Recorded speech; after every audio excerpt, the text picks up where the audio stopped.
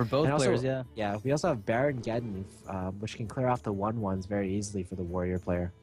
It's just a bit under the Quartermaster combo, but it can do it preemptively in case he needs to. Which is generally what you do. You'll set up the muster and then Quartermaster as opposed to doing it both on the same turn. Yeah, but I feel like, especially against warrior, you want to probably set up the muster for battle plus the quartermaster on the Because same of turn. Whirlwind. Whirlwind because, plays yeah. are just too dangerous. Whirlwind, And Baron Geddon as Geddon. well, I guess. And it's also that warrior has so much difficulty removing the 3/3 minions from the Silverhand recruits. Oh, Karen Bloodhoof is in that Paladin deck. I was saying just how we didn't see much of him anymore, and there he is. Yeah, Karen Bloodhoof, very good against warrior. Yeah. Just like the piloted Sky Golems, warrior doesn't run many silences, if any, so they'll just have to pretty much remove Karen Bloodhoof both halves just by hand, manually, the hard way. And this is a bit of an awkward spot for the warrior because he hasn't found a fiery war axe in this starting hand, and so he's gonna have to hope to transition into some decent mid game, which obviously I guess Deathspite will do.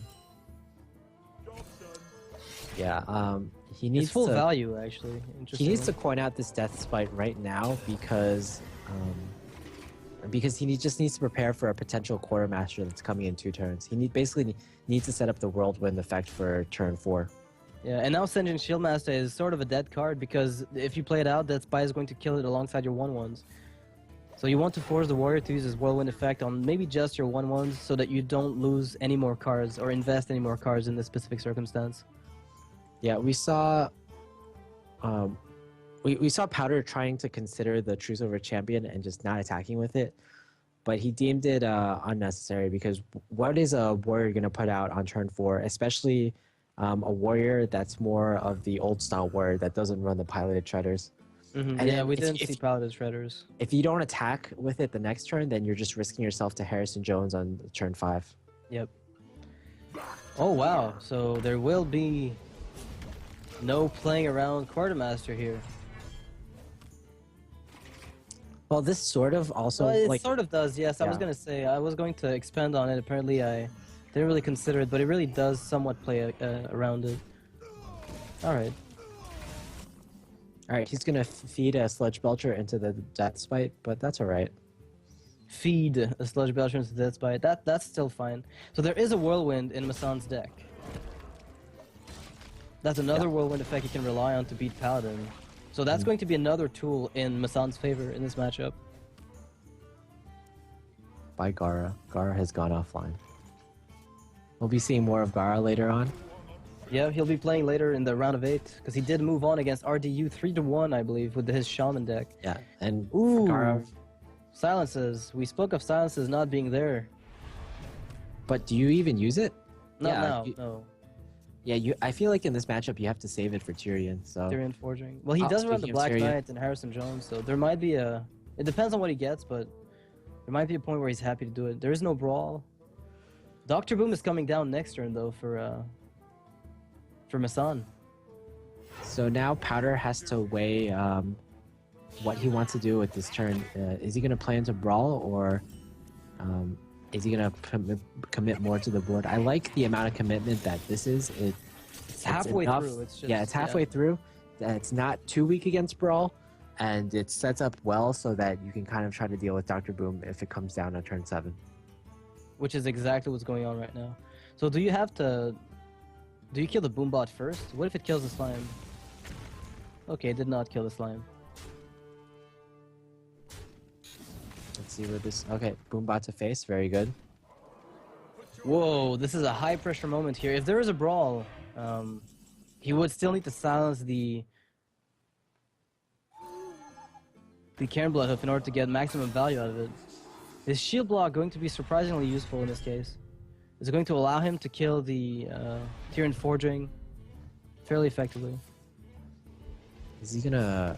Okay, he shield slams that. It looked for a second that he was gonna shield slam the slime, but that would have been a little ridiculous. You know what? That would have been funny though. We could have had an interview afterwards to ask him what he was thinking. Yeah, he's like, I just really hate slimes. It killed Blood my Belchers, father. I hate those things. A slime killed my father one day. Alright, so Senju Shieldmaster coming down. Now that there's no Death's Bite developed, it's going to be a little easier to justify putting down. And as you said, it's very nice that he's putting out a fair amount of minions without ever overextending at this point. I feel like the way he's been pacing his minion plays have been very, very nice. Alright, And now Rag the is gonna come down. Execute Ragnaros here. You have to execute first because if you just hit it and it doesn't actually die, you're not going to be any... Ooh, perfect hit. He's only got 7 damage on the board right now. Oh, wow, Ysera. When's the Powder last time I saw her? What? Powder actually can't deal with this Ragnaros. That's No, he's got no way in the immediate sense. Like, it had to hit... Like, if it hit Senjin, he was fine. If it hit Face, it would have taken, 16 damage, but it would have been able to do it. As it is, though, this is really, really troublesome. Yeah, this is definitely a new style of Paladin. It's very defensive, but it curves out into big threats like Tyrion and Ysera. Actually, when I say it's a new style of Paladin, I mean to say it's actually an old style. An old style of Paladin, yeah. Yeah. It's a new, it's a recycled style of Paladin. Let's put it that way. Yeah, it's a style of Paladin that was around around when even before Naxxramas came out. Yep. It was like the most. It was a mix of. It was mid range basically. Well, Harrison Jones is almost too good. I don't know what other weapon are you gonna get. You're gonna wait for Muster for battle, I'm guessing.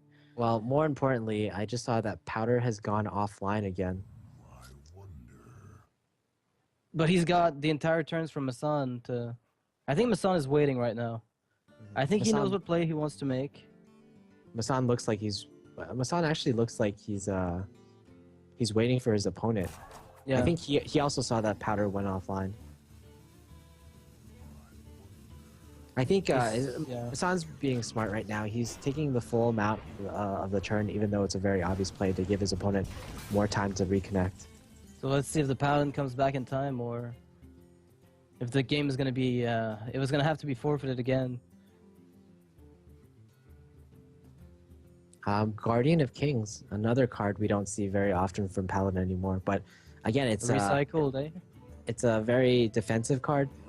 So along with the Senjin Shieldmaster, it allows for a pretty good matchup against Hunters overall.